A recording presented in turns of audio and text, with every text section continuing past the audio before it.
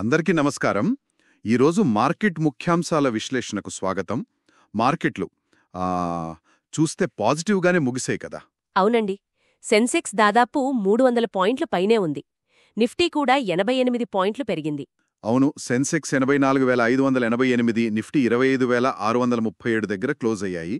ఇంకా mid cap, small caps కూడా. అవి కూడా లాభాల్లోనే ఉన్నాయి. మార్కెట్లో కొంచెం ఊపు కనిపిస్తోంది.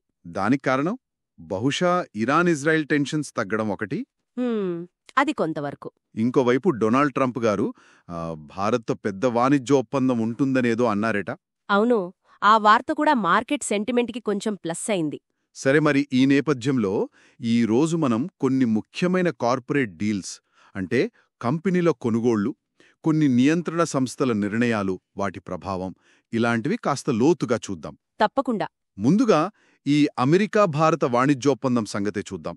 నిన్న రూట్స్ ఏమో కొన్ని అడ్డంకులున్నాయని రాసింది. అవును. ఇప్పుడేమో ట్రంప్ గారిలా అంటున్నారు. దీన్నెలా అర్థం చేసుకోవాలి? అంటే ప్రస్తుతానికి ఇవి మాటలే కదా, కానీ మార్కెట్ పాజిటివ్గా తీసుకుంది. ఒకవేళ నిజంగా ఒప్పందం కుదిరితే ఏ రంగాలకు లాభం ఉంటుందనేది ఆ వివరాలు వస్తే కాని చెప్పలేం. నిజమే. అయితే ఇంకో విషయం ఏంటంటే, వైట్ హౌస్ వాళ్లు జులై టారిఫ్ డెడ్లైన్ పెంచొచ్చు అని చెప్పడం కూడా మార్కెట్లోని భయాల్ని కొంచెం తగ్గించింది అనుకోవచ్చు. అంటే ఇంకా అనిశ్చితి ఉందన్నమాట. అవును, కొంతవరకు. సరే, ఇక కార్పొరేట్ విషయాల్లోకి వస్తే పెయింట్స్ రంగంలో పెద్ద న్యూస్ ఉంది.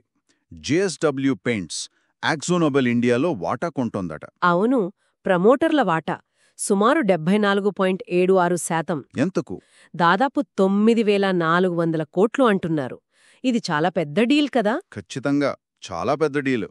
దీంతో జేఎస్డబ్ల్యూ పెయింట్స్ మార్కెట్ షేర్ దాదాపు 10% పెరుగుతుంది. ఓ, ఇప్పటికే మార్కెట్లో పోటీ ఎక్కువైంది ఆ బిర్లా ఓపీస్ వచ్చాక. అవునవును. ఇప్పుడు ఈ డీల్తో ఇంకా పోటీ పెరుగుతుందన్నమాట. వాళ్ళు సెబీ రూల్స్ ప్రకారం 26% ఓపెన్ ఆఫర్ కూడా ప్రకటించారు. అంటే చిన్న షేర్ హోల్డర్ల కోసం. అవును, నిన్నటి క్లోజింగ్ ప్రైస్ కన్నా కొంచెం ప్రీమియంతోనే ఆఫర్ ఇచ్చారు. మరి ఈ కొనుగోలు తర్వాత జేఎస్డబ్ల్యూ వాళ్ల బిజినెస్ని ఎలా కలుపుకొని ఎలా ముందుకు తీసుకెళ్తారో చూడాలి.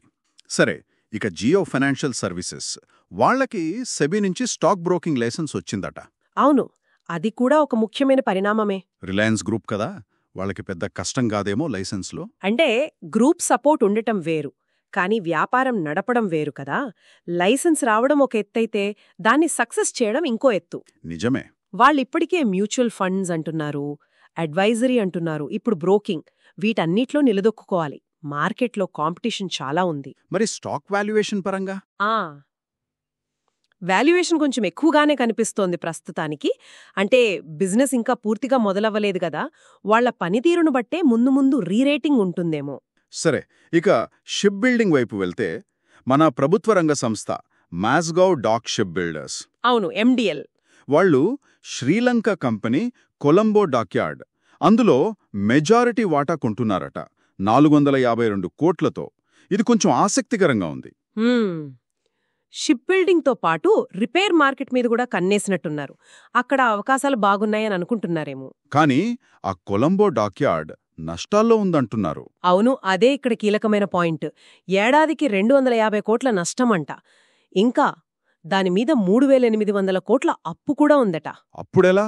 అదే మరి, ఇంత నష్టాల్లో అప్పులో ఉన్న కంపెనీని, ఒక విదేశీ కంపెనీని మన మాస్గౌ డాక్ ఎలా లాభాల్లోకి తెస్తుంది అనేది పెద్ద ప్రశ్న. అవును వంశ, ఇది కేవలం లాభ నష్టాల కోణం కాకుండా ఆత్మనిర్భర్ భారత్ లాంటి వ్యూహాత్మక ఆలోచన కూడా ఉందేమో. డిఫెన్స్ పరంగా ఏమైనా ఉండొచ్చు. సరే, ఇక రియల్ ఎస్టేట్ వైపు చూద్దాం. ఇది వినియోగదారులకు సంబంధించిన వార్త. లోధా డెవలపర్స్. అవును, మహారాష్ట్ర రేరా తీర్పు. లోన్ రిజెక్ట్ అయితే అడ్వాన్స్ తిరిగివ్వలేదట. దానిమీద రేరా కన్జ్యూమర్కు ఫేవర్గా తీర్పిచ్చింది. ఇది చాలా మంచి పరిణామం. రేరా చాలా కరెక్ట్గా స్పందించింది. సేల్స్ పర్సన్ మాట ఇస్తే అది కంపెనీ బాధ్యత కాదా అని ప్రశ్నించింది. అంటే మాట తప్పకూడదు అని. అంతే. పైగా ఆ అడ్వాన్స్ డబ్బుతో పాటు వడ్డీ కూడా కట్టాలని చెప్పింది. రియల్ ఎస్టేట్లో ఇలాంటి స్ట్రిక్ట్ నిర్ణయాలు అవసరం. అప్పుడే నమ్మకం పెరుగుతుంది. నిజమే. ఇక టెక్నాలజీ. చైనా కంపెనీ షామీ తెలుసు కదా, ఫోన్లు బాగా అమ్ముతారు. ఇప్పుడేమో ఎలక్ట్రిక్ కార్లు కూడా. వాళ్ల రెండో మోడల్ అంట V7. గంటలోనే దాదాపు 2,90,000 ఆర్డర్లొచ్చాయట. నమ్మసత్యంగా లేదు. అవును, ఇది గ్లోబల్ ఈవీ మార్కెట్లో చైనా కంపెనీలు ఎంత దూకుడుగా ఉన్నాయో చూపిస్తుంది. BYD ఆల్రెడీ మన ఇండియాలో ఉంది. ఉంది. రేపు షామీ కూడా వస్తే మన టాటా మోటార్స్కి, మహీంద్రాకి వీళ్లకి పోటీ ఇంకా బాగా పెరుగుతుంది. అవును, చూడాలి ఏం జరుగుతుందో. ఇంకా కొన్ని చిన్న చిన్న ముఖ్యాంశాలున్నాయి. BHELకి అదానీ పవర్ నుంచి 6,500 కోట్ల ఆర్డర్. అది పెద్ద ఆర్డరే. అలాగే అహ్లూవాలియా కాంట్రాక్ట్స్కి 1,100 కోట్ల కొత్త ఆర్డర్లు. ఇన్ఫ్రా బావున్నట్టే ఉంది అనిపిస్తుంది. సుదర్శన్ కెమికల్స్కి చైనా నుంచి వచ్చే వాటి మీద డ్యూటీ వేస్తే లాభం అంటున్నారు. యాంటీ డంపింగ్ డ్యూటీ వల్ల. ఇంకొకటి IRDAI అంటే మన ఇన్సూరెన్స్ రెగ్యులేటర్. ఇన్సూరెన్స్ కంపెనీలు గోల్డ్, సిల్వర్ ETFలలో ఇన్వెస్ట్ చేసేందుకు పర్మిషన్ ఇవ్వాలని ఆలోచిస్తోందట. ఆహా, అది కూడా ఆసక్తికరమే. డైవర్సిఫికేషన్కి హెల్ప్ అవుతుంది. మొత్తానికి చూస్తే ఒకవైపు పెద్ద పెద్ద కొనుగోళ్లు, JSW, మాస్గావ్ డాక్ లాంటివి. మరోవైపు కొత్త కంపెనీల ఎంట్రీ, జియో ఫైనాన్షియల్ లాంటివి. ఇంకోవైపు రేరా లాంటి రెగ్యులేటర్ల యాక్టివిజం. అవును, ఇవన్నీ మార్కెట్ డైనమిక్స్ని మారుస్తున్నాయి.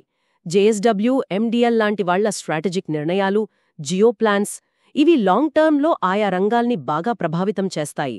అలాగే రేరా లాంటి సంస్థల తీర్పులు, అవి కూడా సిస్టమ్ మీద నమ్మకాన్ని పెంచుతాయి. ఖచ్చితంగా. ఇవన్నీ చూశాక నాకు ఆలోచన వస్తోంది. ఇప్పుడు జియో ఫైనాన్షియల్కి రిలయన్స్ లాంటి పెద్ద గ్రూపు బ్యాకింగ్ ఉంది. అలాగే మాస్గావ్ డాక్ వ్యూహాత్మకంగా కొనుగోలు చేసింది. కానీ చివరికి విజయమనేది ఆ ప్లాన్ల మీదో అనుమతుల మీదో ఆధారపడదు కదా. దాన్ని గ్రౌండ్ లెవెల్లో ఎంత బాగా అమలు చేస్తారు అనే దానిమీదే ఉంటుంది. నిజమే, ఎగ్జిక్యూషన్ ఇస్ ద కీ. మరి ఈ అమలు చేసే సవాల్ను ఈ కంపెనీలు అంటే జియో కావచ్చు, మాస్గావ్ డాక్ కావచ్చు, ఎలా ఎదుర్కొంటాయి అది చూడాలి ముందు. అవును, అది చాలా కీలకమైన ప్రశ్న. వాళ్ల పనితీరునే మనం గమనిస్తూ ఉండాలి.